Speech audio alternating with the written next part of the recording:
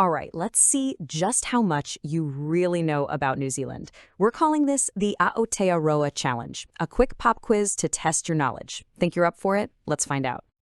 So here's how this is going to work. I'm going to throw some questions your way, you lock in your best guess, and then we'll dig into the cool stories behind the answers. You ready to play? Let's do this.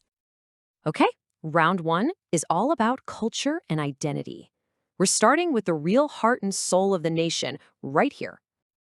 All right, question number one. In the Maori language, what is the indigenous name for New Zealand? You know, the one that famously means land of the long white cloud. Is it A, Te Waipunamu, B, Motunui, or C, Aotearoa? Got your answer? And the correct answer is C, Aotearoa.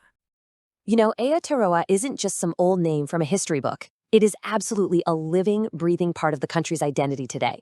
It represents the incredible cultural heritage of the Maori people, who are the indigenous Polynesian people of New Zealand. And get this, there's even a growing movement to make Aotearoa the official name of the country. Pretty cool, right?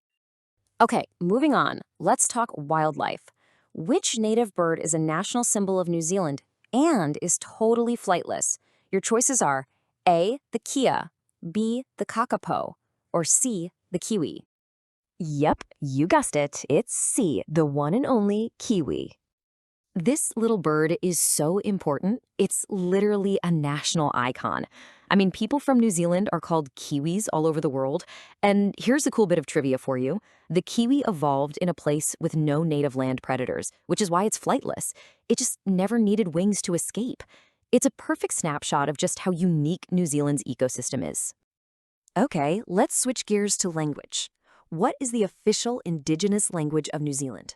Is it A, Samoan, B, Fijian, or C, Maori, which is also called Te Reo Maori? And the answer is C, Maori, or Te Reo Maori. Now, this is super important. Te Reo Maori isn't just some historical language. It's one of the country's 3 official languages, right up there with English and New Zealand Sign Language.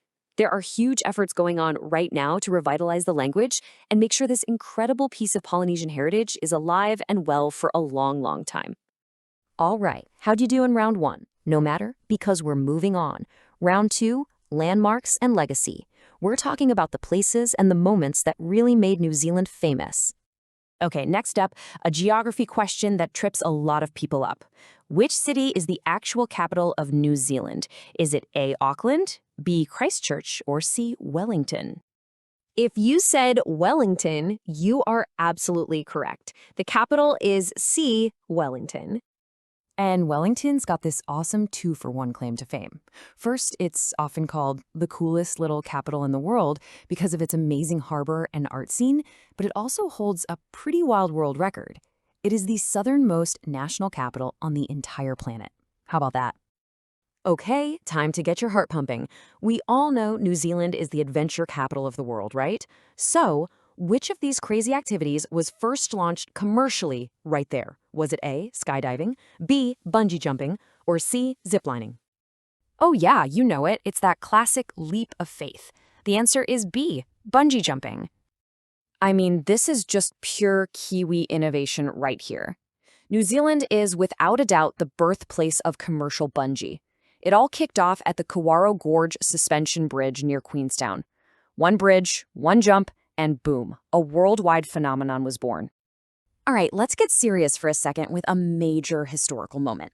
In what year did New Zealand change the world by becoming the very first self-governing country to give all women the right to vote? Was it A, 1893, B, 1901, or C, 1918? This is a huge one. And that trailblazing, world-changing year was A, 1893. Just think about that for a second. 1893. This wasn't just a win for New Zealand. It was a first for the entire world.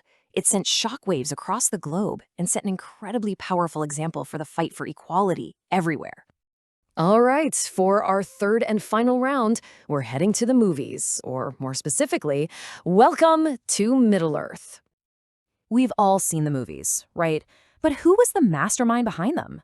Which legendary New Zealand filmmaker brought the Lord of the Rings trilogy to the big screen? Was it A, Steven Spielberg, B, James Cameron, or C, Peter Jackson? Of course it was. The one and only Sir Peter Jackson. Yup, a born and bred Wellingtonian. Peter Jackson did more than just make a few movies. He literally transformed his home country into Middle-earth for the whole world to see. He put New Zealand's absolutely stunning landscapes on the global stage like never before. Okay, you've made it this far. Time for the final challenge. This is the last question, the one that separates the experts from the amateurs. You ready? Here we go. What is the name of the place in New Zealand that holds the world record for being the longest place name? And trust me, you're going to want to take a deep breath before you even try to say this one. And there it is. I'm not even going to try to pronounce it, but just look at that. It's officially one of the longest place names in the world. But here's the best part. It actually tells a story. It roughly translates to the tale of a man named Tamatea who played his flute on a hill for his beloved.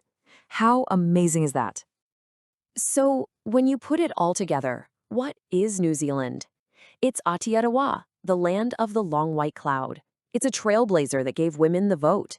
It's the real-life Middle-earth. It's a land of ancient culture, world-changing firsts, and just plain epic stories. So how'd you score on the quiz? But more importantly, it kind of makes you think, doesn't it?